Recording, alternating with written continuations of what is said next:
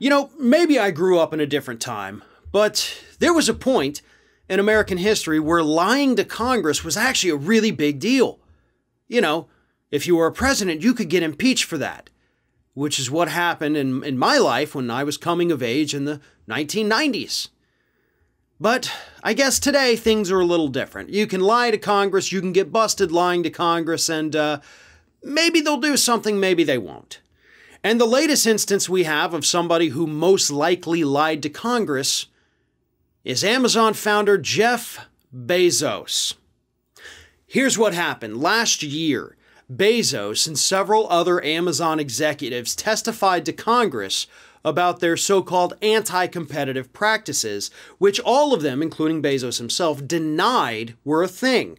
And specifically, the House was looking at what Amazon was doing over in India, and they said, we have evidence that you're manipulating your own Amazon algorithm to promote your products ahead of competitors, and that you're also basically ripping off your competitor's product. So if there is a competitor product that's doing really well, Amazon will put out their version of the product and always list it ahead of the competitor in the search results. Those are monopolistic practices and it's illegal. But all the Amazon executives, including Bezos, said, nope, absolutely no way. This isn't a thing that's happening. That's not true. Okay. So how do we think they're lying? Why is Congress now investigating whether Bezos and his executives lied?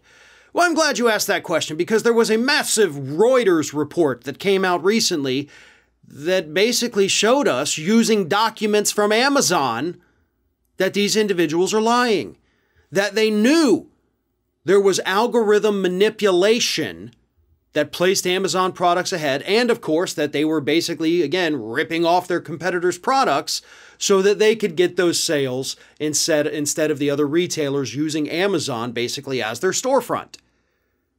So now what?